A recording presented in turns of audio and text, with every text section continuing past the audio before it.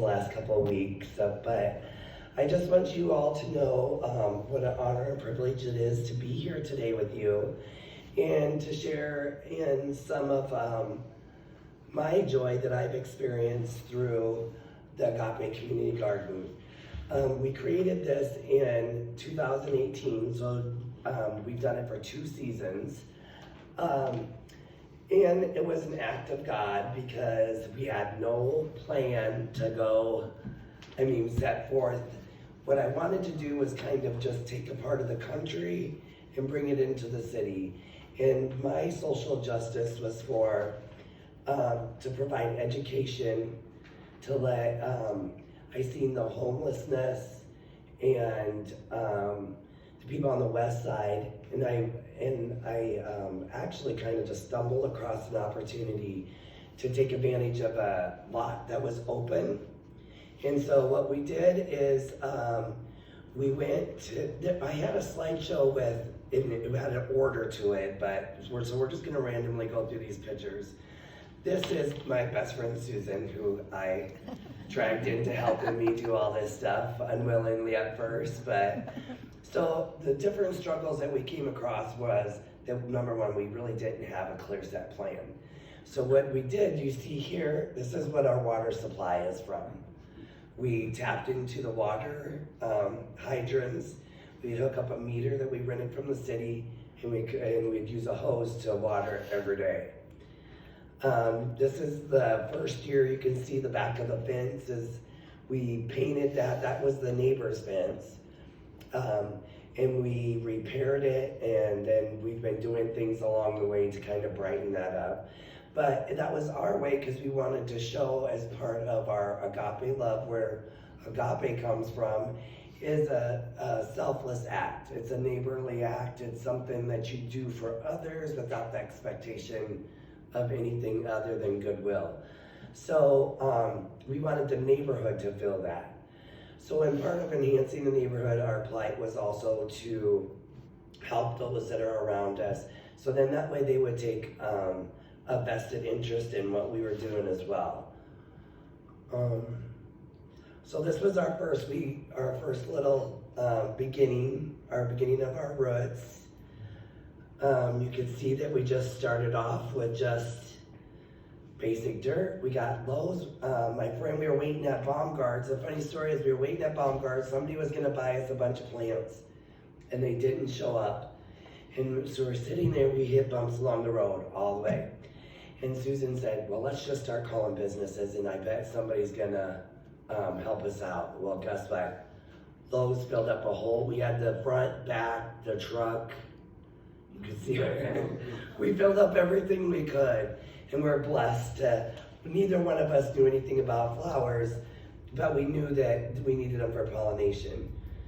So this was our blessing we got. We put out some string and twine, and we just started sectioning things off, and it just all came together. So here's just a few of. Go the other way. What's that? Go the other way. Go the other way? Yeah. Oops. Sorry, I did really have a PowerPoint on here with these all tied together, but okay. So I guess this is kind of an example of where we're at today. All them flowers that we started off, the small things, have turned into something beautiful. I believe that the way we did this is through our love and our commitment to our community. It was through partnering with people. These are from here that I'm gonna redo for next year, for next season. So yeah, it takes a lot of work, a lot of determination, but you know what? At the end of the day, we're bringing children in, we're educating them about several different things. You know, in a day and age, we grew up, just being a farmer and from rural country and stuff, you knew who your neighbors were. They helped each other out. When you had cattle out, your neighbor would come help you round them up. If you were flooding, people came in. If there was a tornado, people were there to clean up with you. Well, and then when Susan and I grew up not too far from each other, we were roommates and stuff throughout the years. And we always, like, when we lived in an apartment building, we go borrow a cup of sugar from your neighbor. You wanted to know who was whatever, but that we don't live in a day and age that's like that. But the wonderful thing is that we don't all have to be like that, because when we're at the garden doing things, we are each other's neighbor. All them people stop and they say, thank you, and they're so, it's a blessing. So I just hope that we don't lose that. So both of us are both single parents. These are our kids that are out here mostly. But that's something that I wanted to install in them, is that's what, you have to give. When you put good in the world, good comes back to you, and it's as simple as that. So that's what I've gotten. This is our little herb garden that I started off with, just like gutter gardening, that I thought was such a great idea. Well, little did I know that Jeannie had something up her sleeve, and we just ended up with, we have, 10, 15 herbs now? So we have a bunch. So I've always had an attitude of gratitude, and so I've had to add a little thing there to just keep on working to make your situation better. These are little things that a lady donated to us that just makes things unique. Someone put in I don't even know who did it, put in this little old bird feeder water thing, and I think I love it. I love it. This is made out of a dustpan. People do put in things that make it original. And then this is to plant a garden is to believe in tomorrow.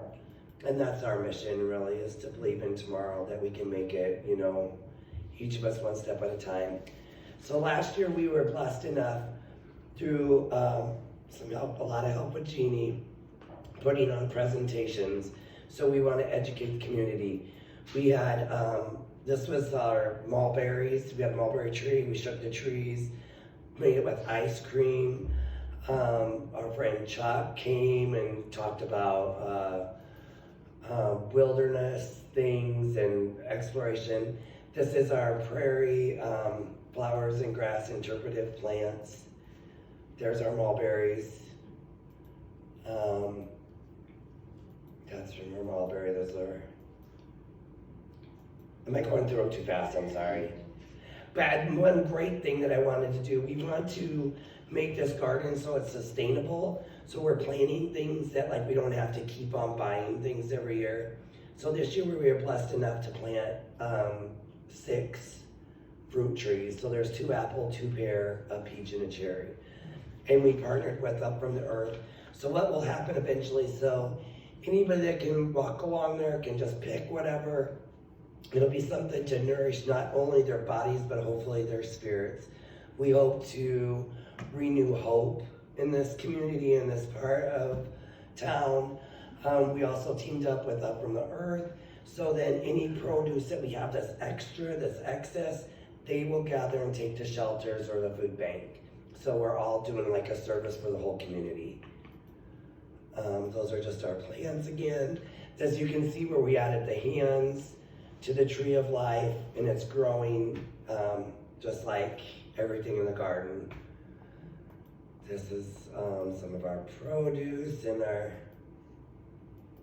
I did have order on my other stuff. I'm not sure what I'm doing here. This was another one we had about Read to Me. Something I'm very proud of this year as well is that my brother donated a lending library. So we have our own lending library that we put inspirational reading, children's books, different literature, anything for the community. So the hope is that then it gives them opportunity to be a family. If they don't have books and they don't have access to it, we supply that. Other people bring back, share their things as well. So there is, these are different herbs that we got blessed with. We had a root beer floats. I know. We put up these kiosks that explain, this is from the Wildwood group. They explained the rooting systems and pollination. This is where our lending library, we started with giving kids books out of a box, so we came a long ways. Hopefully I'll get to the part where I can show you.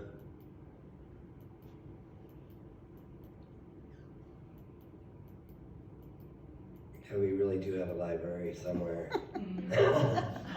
We show kids how it's simple just to make salsa and how pickles are made, just very simple out of just the things that are in the garden. We've had presentations about the mint chutney, and we've had presentations, let me see, about the butterflies and monarchs. And birds. Bird calls, yes. Yes, Dr. Lundquist. What else did we have? The animals. Oh, yep. This is my sister-in-law. They built this, and we put the lending library in. There's Maria.